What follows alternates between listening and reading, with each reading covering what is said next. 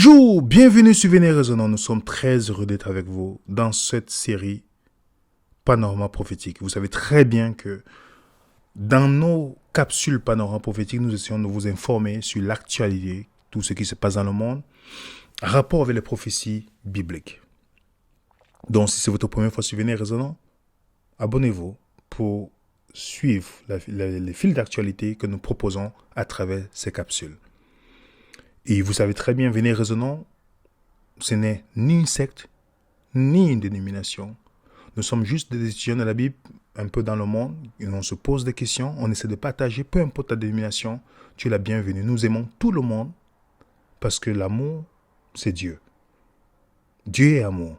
Alors, même celui qui n'est pas d'accord, nous discuterons avec vous, sans émotion, sans passion, mais seulement dans l'amour. Aujourd'hui, dans notre rubrique Panorama prophétique, nous allons parler de la venue de l'Antéchrist et la prophétie de la vache rousse. Quel est le lien entre la venue de l'Antéchrist et la prophétie de la vache rousse? Cassie Akiva, qui est journaliste à Daily Wire, a mis cette photo sur Twitter. Et sur cette photo, elle est à côté des vaches rousses. Vous allez me dire, mais quel est le rapport? Quel est le point en fait? Ces vaches rousses que dont cette journaliste a pris la photo sont arrivées en Israël. Pourquoi ça arrive en Israël? Quel est l'objectif? Pourquoi ces vaches rouges? Pourquoi ça fait l'actualité? Et peut-être, c'est pourquoi nous faisons ces capsules, peut-être pour vous informer. Peut-être vous n'étiez pas au courant de ce qui s'est passé. Vous ne savez même pas ce qui s'est passé. Et nous essayons de répondre et vous montrer ce qui se passe dans le monde. Dans Slate, on nous dit la prophétie de la vache rouge a-t-elle poussé le Hamas à attaquer Israël? Nous sommes le 15 février 2024. Pourquoi le Hamas attaque Israël à cause d'une vache? Et pas n'importe quelle vache, mais une vache rousse. Pourquoi? Dans l'article, il nous dit ceci. Parmi ces justificatifs de l'attaque du 7 octobre 2023, le Hamas a cité, écoutez bien, peut-être les gens ne savent pas pourquoi il y a l'attaque. Écoutons bien, les amis. Le Hamas a cité l'achat par Israël de quelques génisses rousses. Donc le Hamas a attaqué Israël pour une affaire de vaches de couleur rousse. Dites-moi les amis, qu'est-ce que nous n'avons pas vu dans l'actualité? Quel est le point en fait? Il continue, l'article nous dit, selon la rhétorique du mouvement islamique, ces jeunes vaches importées des États-Unis répondraient à une prophétie juive ancestrale qui permettrait à l'État hébreu de justifier la destruction des principaux sanctuaires musulmans de Jérusalem, dont la mosquée Al-Aqsa. Problème, des Israéliens ont délibérément importé des vaches dans ce but. The Insider explique que dans le judaïsme ancien, le rituel des sacrifices d'animaux occupe une place centrale. Par exemple, Noé aurait brûlé certains animaux qui s'étaient pourtant donné tant de mal à sauver afin d'éviter la catastrophe naturelle.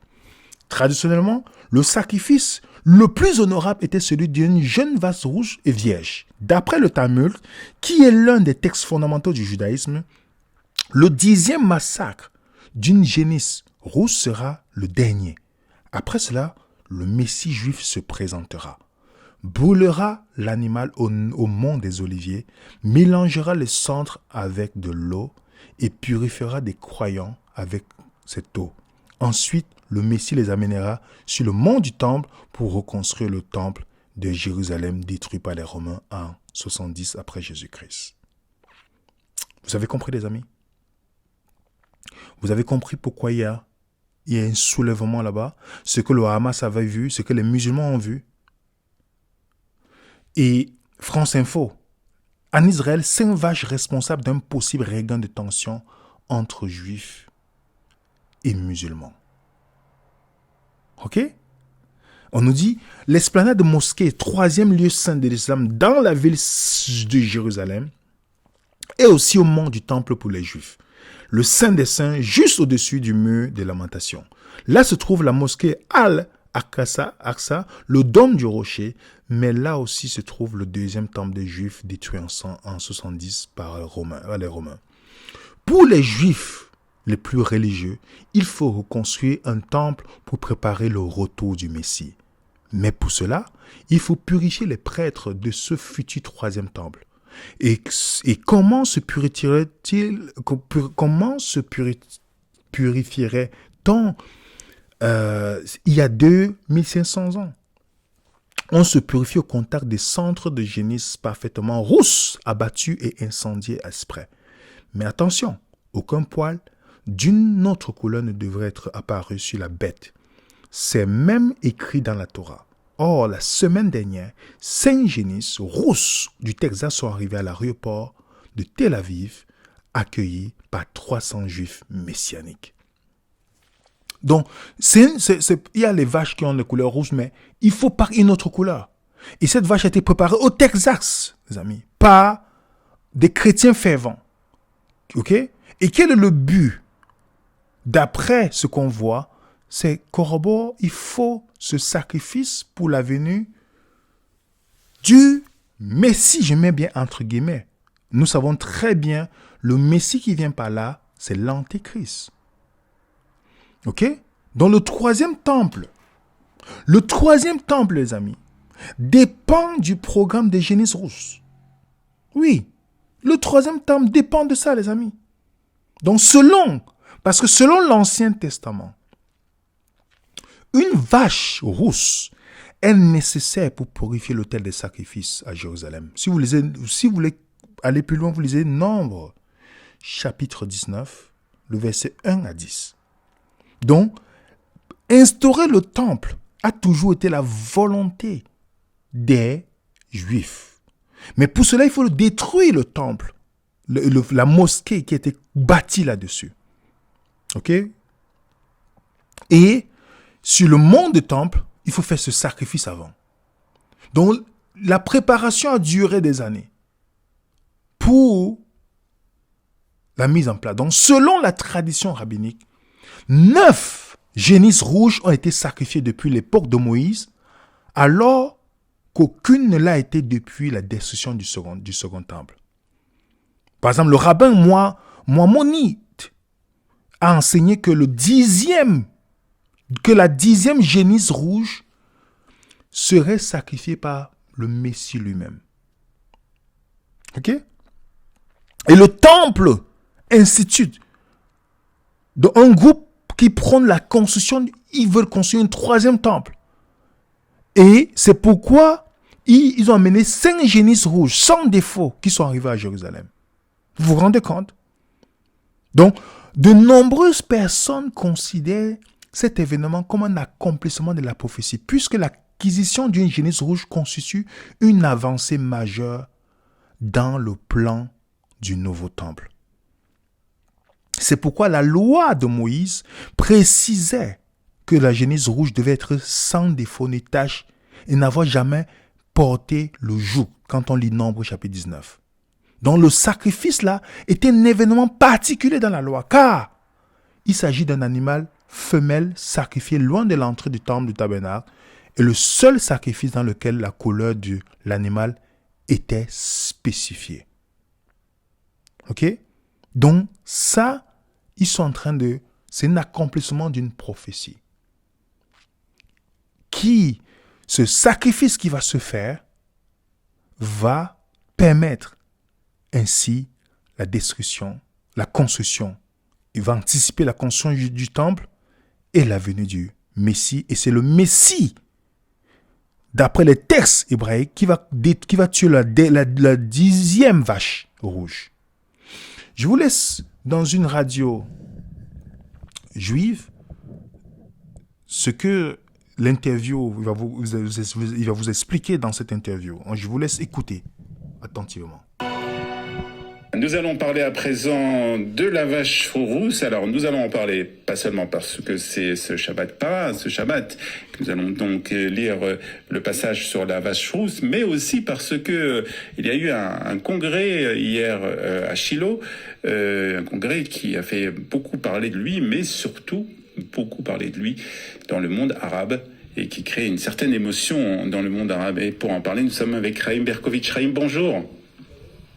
Bonjour Olivier, bonjour à tous. Merci d'être avec nous, Chaim, pour parler. Alors, on va parler de plusieurs choses. D'abord de la vache rousse, de ce congrès, et puis aussi pourquoi ce congrès crée, on en parle beaucoup, plus d'ailleurs dans le monde arabe que chez nous en Israël. Alors, d'abord, la vache rousse. On va en parler, bien entendu, ce Shabbat dans la paracha, mais vous êtes aussi, il faut le dire, on peut le raconter aujourd'hui, vous êtes impliqué justement dans cette vache rouge, et il se trouve qu'il y a déjà des vaches rousses, difficile à dire, des vaches rousses en Israël.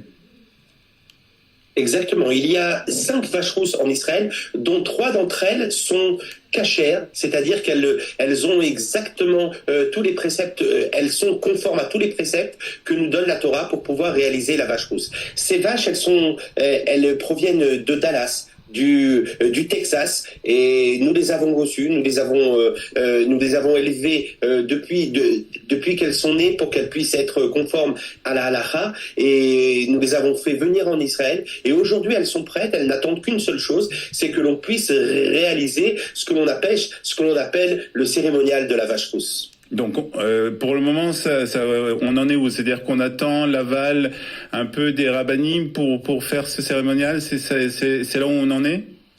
Exactement. Écoutez Olivier, ce cérémonial fait peut-être un petit peu peur parce que il va nous amener vers une nouvelle ère, une ère de la délivrance, une ère où demain ce sera possible de pouvoir reconstruire le Beth Amikdash, le temple. Il faut comprendre que lorsque l'on veut construire le temple, il faut être pur. Il faut être pur, et pour être pur, nous avons besoin de ce cérémonial qui est un petit peu compliqué, le cérémonial de la vache rousse. Et à l'heure actuelle, et d'ailleurs, c'est en partie ce qui s'est passé hier soir lors du congrès. Les rabbins sont en train de traiter du sujet et vont décider si très prochainement aura lieu le cérémonial de cette vache rousse. Alors, en attendant, comme vous l'avez dit, Chaim, donc en attendant donc la décision des rabbins, donc tout est prêt, hein, c'est-à-dire les vaches sont prêtes. Je crois qu'il y a un terrain aussi qui est déjà prêt aussi, parce que ça doit se faire aussi dans un certain lieu à Jérusalem. Exactement. Quand je vous dis tout est prêt, c'est quelque chose de grandiose. On peut pas passer comme ça sur cela.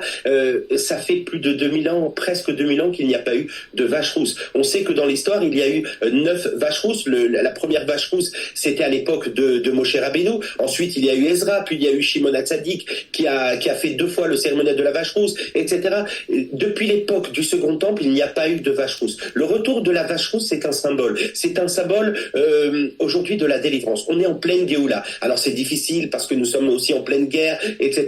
Mais on ressent quelque chose de très très différent. Et la vache rousse va nous amener à une période tout à fait différente. Il y a un endroit qui est attribué pour faire le sacrifice de la vache rousse. C'est sur le mont des Oliviers, c'est en face du mont du Temple, mais tout ça est prêt. Il suffit tout simplement que les rabbinim se mettent d'accord et puis on pourra réaliser ce cérémonial. Alors en attendant, il y a eu donc hier un congrès qui s'est déroulé à Shiloh. Et pourquoi Shiloh justement, ce congrès?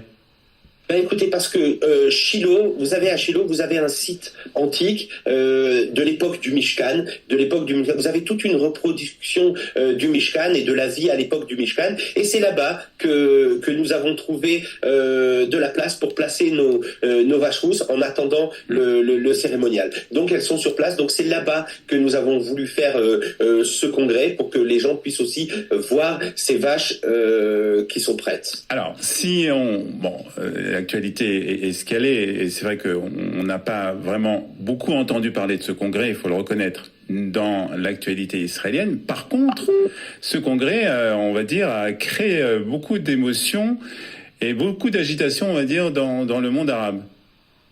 Alors tout à fait. On n'en parle pas beaucoup dans la presse israélienne, parmi la communauté, je dirais la communauté juive en Israël. Je pense que les gens ne réalisent pas, parce que en réalité, la vache rousse va nous propulser vers une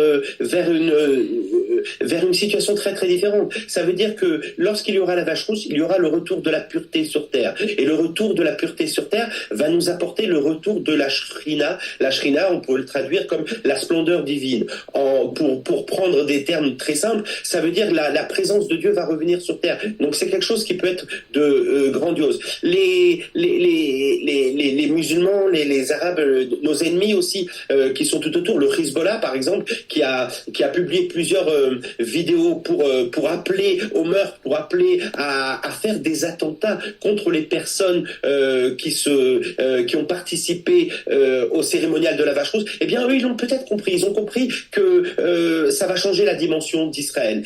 Et ils comprennent qu'avec cette vache rousse, il y aura une possibilité de reconstruire le temple. Et vous n'êtes pas sans savoir que le temple, eh bien, c'est sur le mont du temple, c'est à Jérusalem. Eh bien, ça changera toute la donne par rapport au monde arabe. Et donc, le monde arabe le comprend et a peur de ce cérémonial de la vache rousse.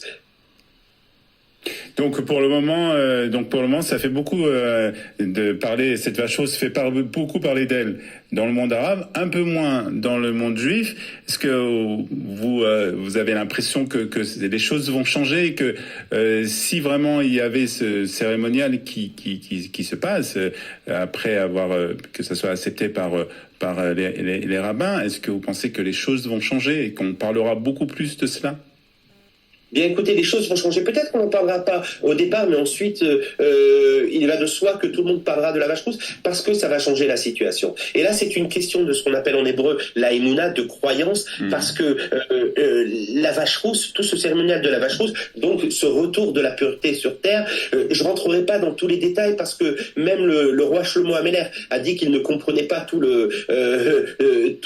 la question de la vache rousse. Donc, qui sommes-nous pour pouvoir comprendre par rapport à Shlomo?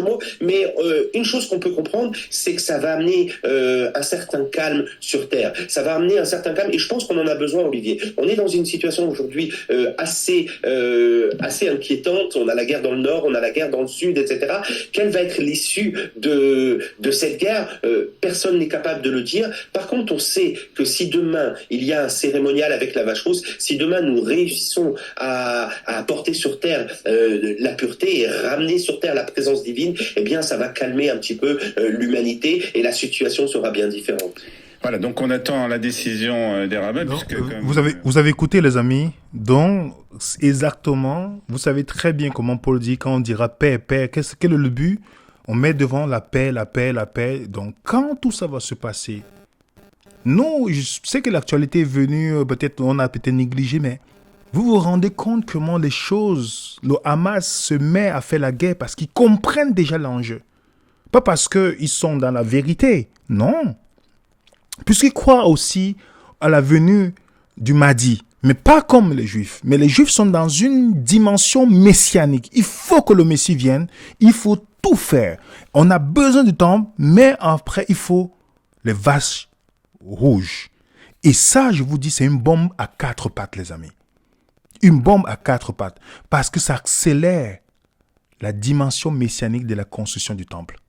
Quand vous lisez dans Le Monde, en 2023, 3 décembre 2023, on dit Israël, les fanatiques du 3e temple à Jérusalem.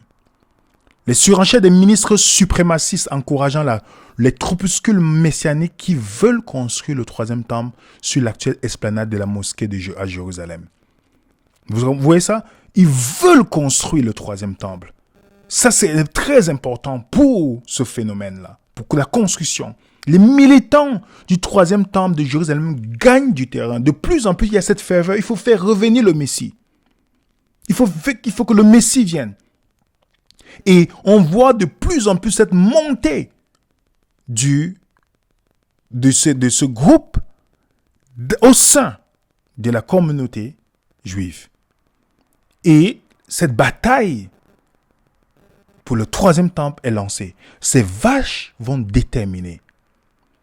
Et il y a même un site sur le 3e temple. Vous pouvez adhérer. On vous dit le troisième temple, en disant que vous prenez part au projet le plus humaniste de l'histoire. Pourquoi? Et quand dans le site, vous voyez, la construction dès aujourd'hui pour l'intérêt de chaque être humain sur Terre, à cause de la venue de l'Antéchrist, les amis. Oui, il y a le monde évangélique qui croit à ce troisième temple. Et ils ne savent pas qu'il y a une séduction derrière. Et il y a des interprétations prophétiques sur l'enlèvement en faisant la séparation entre Israël et l'Église. Je vais venir sur une vidéo là-dessus parlant du dispensationalisme, ce qui est une hérésie biblique. Je vous expliquerai dans des vidéos à venir sur cette question. Mais il y a cet engouement aussi chez les évangéliques qui veulent, qui croient qu'il faut un troisième temple, qui croient à cette vision. Mais on sait très bien, bibliquement, le troisième temple, c'est la préparation de la venue du Messie, de l'Antéchrist qui va se faire passer pour le Messie. Les journaux en parlent. À quoi ressemblerait le troisième temple? Ils en parlent. Et je vous donne encore une autre vidéo de préparation de construction qui se passe actuellement. A massive altar already awaits, where the heifers are to be burned. According to some believers, the ceremony needs to be performed right here on the Mount of Olives, looking directly into where the temple once stood. But something else now stands in its place. The Dome of the Rock and Al-Aqsa Mosque, among the... Donc, vous avez compris, la préparation pour la construction, pour le sacrifice de la génisse rouge, et puis le journal dit, il y a quelque chose qui empêche encore pour l'instant, c'est la mosquée. Ok? La mosquée. Mais, ils sont déterminés à le faire. Et le premier ministre, Netanyahou, évoque dans le conflit en parlant de peuple des ténèbres et promet de réaliser la prophétie d'Ésaïe. Netanyahou n'est pas là au hasard, en fait. Si vous voyez sa rencontre, le 18 novembre 1990, il discutait avec le rabbin Mendel, je prononce pas bien le nom, Schneerson, excusez-moi la prononciation, qui lui demandait de hâter la venue du Messie. Et je vous laisse écouter un peu l'échange entre les deux hommes.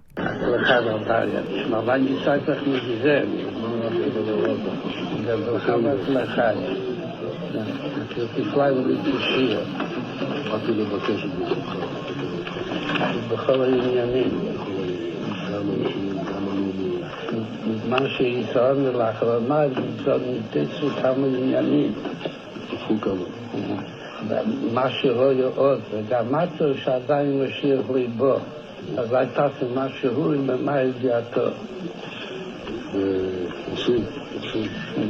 הכנראה שהיא מספיק, כאילו שהיום כבר כמה שעות בגיל עדיין ליבו, אבל יש עוד כמה שעות, אז יש להשתדל גם היום, ובשורות טובות. ושמחה וטוב ליבו.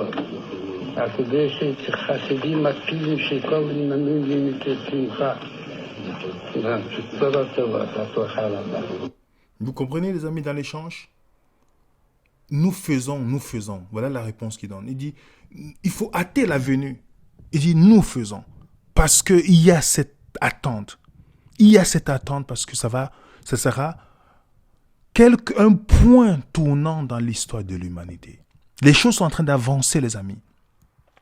Même cet homme influent, politique, qui est juif, on dit l'homme qui murmure Jacques Attali aux oreilles des présidents français, dans une déclaration où il nous parlait de la construction et la venue du Messie. Écoutons attentivement, les amis.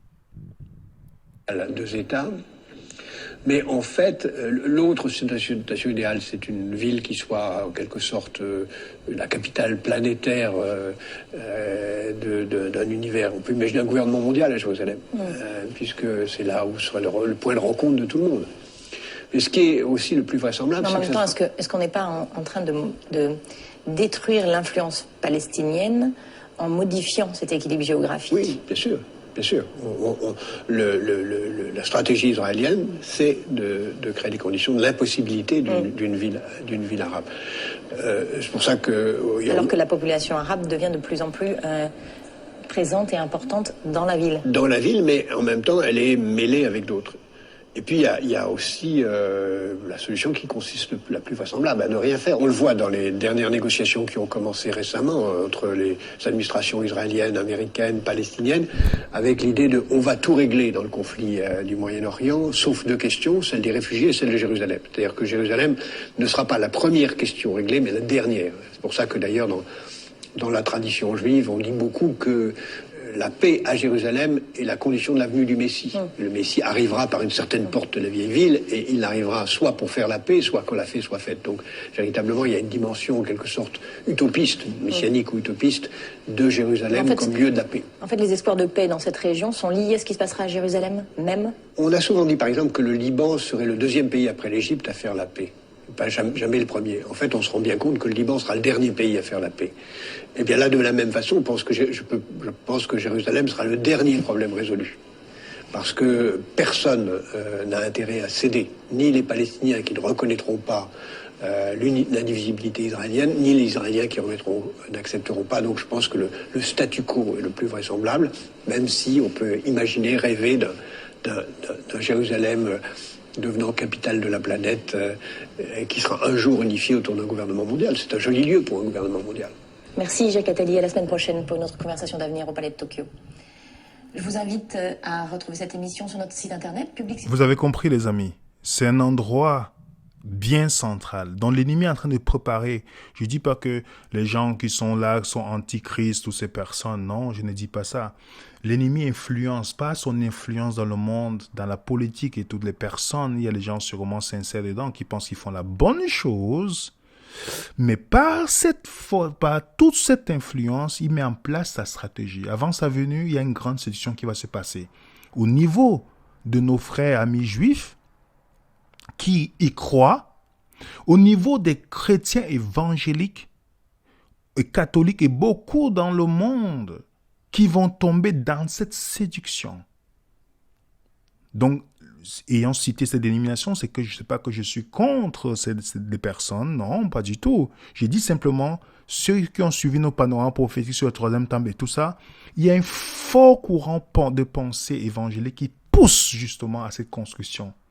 Et vous allez voir dans l'interprétation prophétique de beaucoup, il y a cette façon d'interpréter Israël à part et l'Église à part et toutes les autres choses. Ça, c'est les choses qui ont été mises en place dont j'expliquerai bientôt dans une vidéo. Je vous montrerai comment ils ont séduit les gens avec l'enlèvement secret et le dispensationalisme. Ce monsieur que vous voyez à l'écran, c'est le rabbin David Kaz. Il parle du Messie et la construction du temple. Et lors au milieu de l'année 2023, il a donné un prix à Donald Trump. OK? So when we sit here today, we are helping and sending out a message to the entire world, knowing that Jerusalem is a place that has to be secure for Jews. Jérusalem doit être un endroit sécurisé pour les Juifs. Et bientôt, nous allons construire le troisième temple. Et vivre avec la venue du Messie.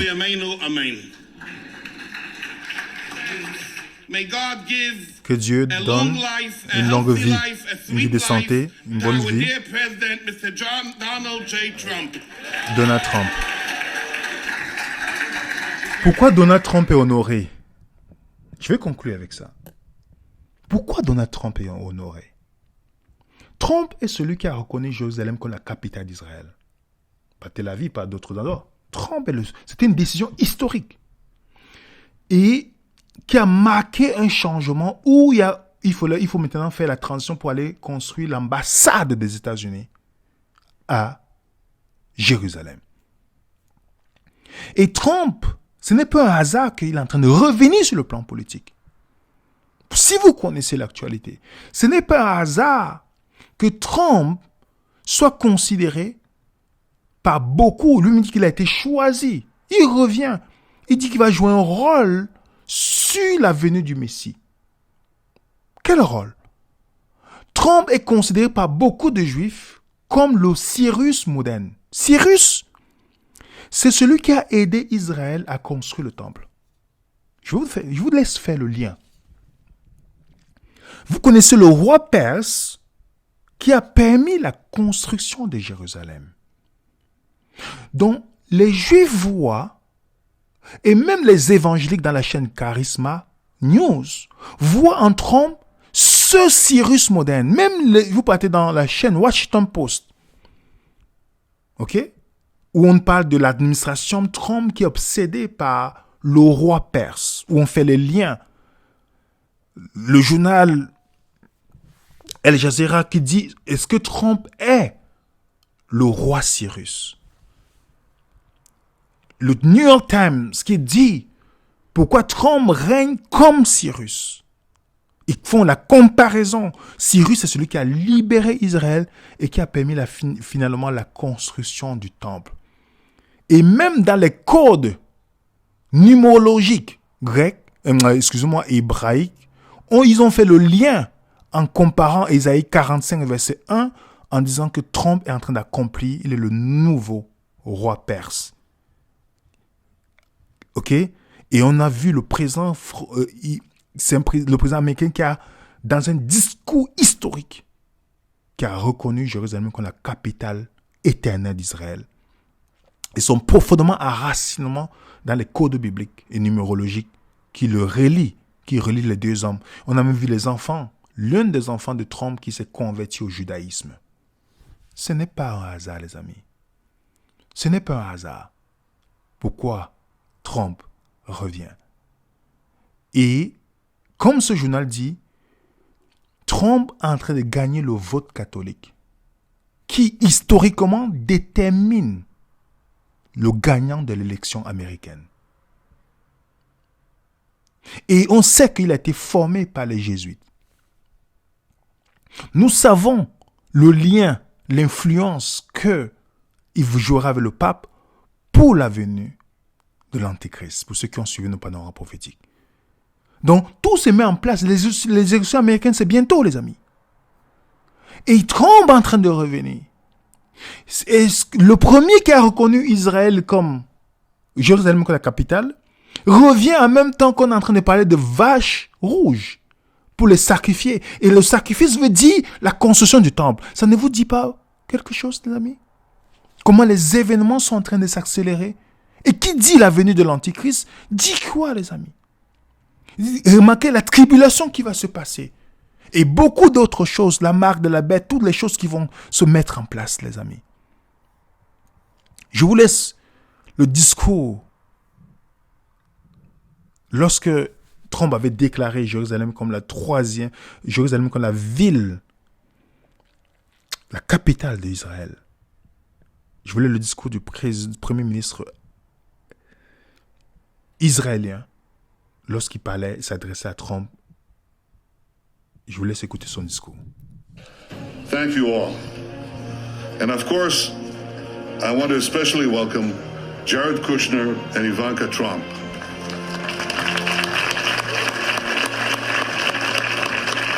Your presence here today is a testament to the importance of this occasion, not only for the Trump administration, but in a very personal way, for you.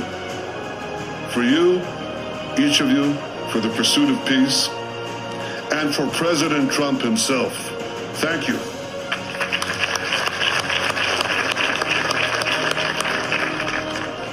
Dear friends, what a glorious day.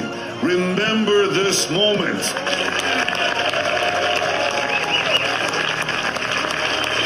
This is history. President Trump, by recognizing history, you have made history.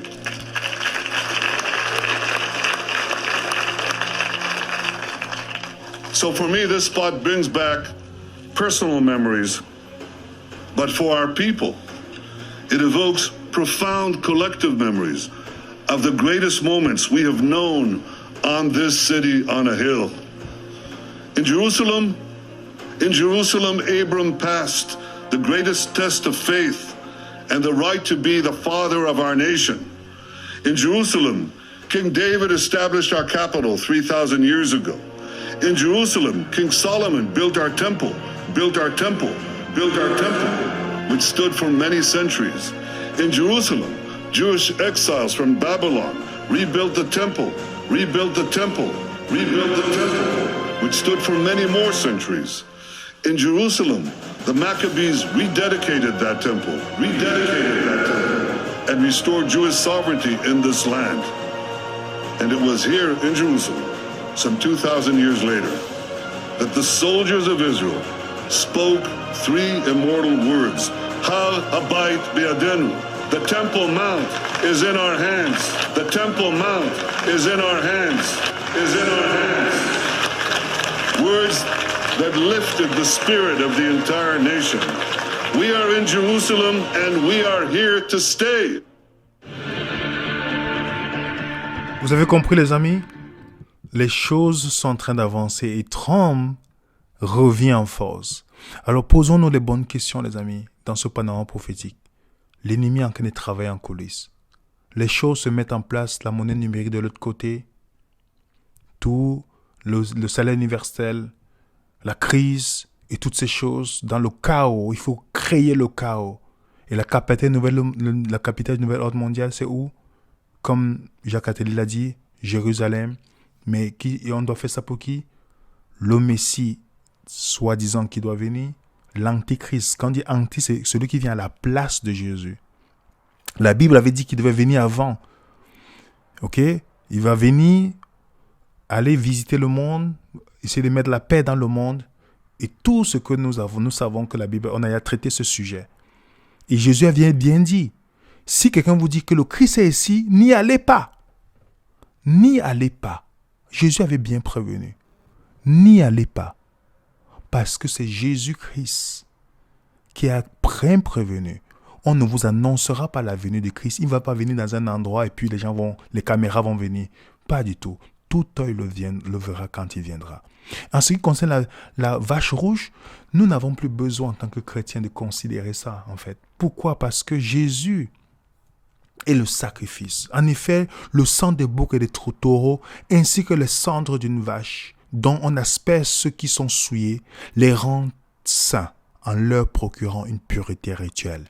Si tel est le cas, le sang du Christ qui s'est offert lui-même à Dieu par l'Esprit éternel, comme une victime sans défaut, purifiera autant plus votre conscience des œuvres mortes, afin que vous serviez le Dieu vivant.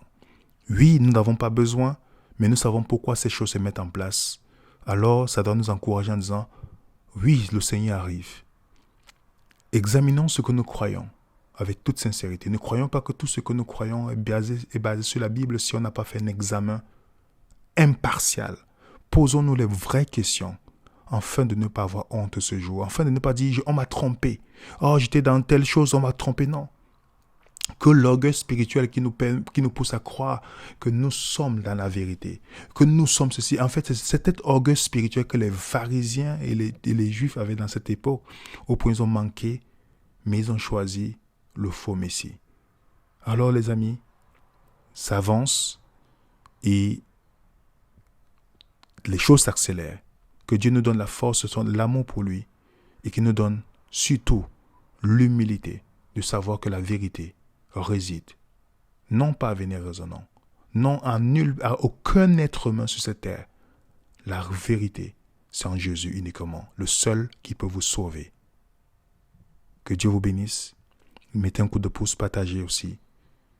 Et n'hésitez pas de vous abonner. Au nom de l'équipe Venez Raisonnant, nous vous saluons tous. À très bientôt. Suivez Venez Raisonnant.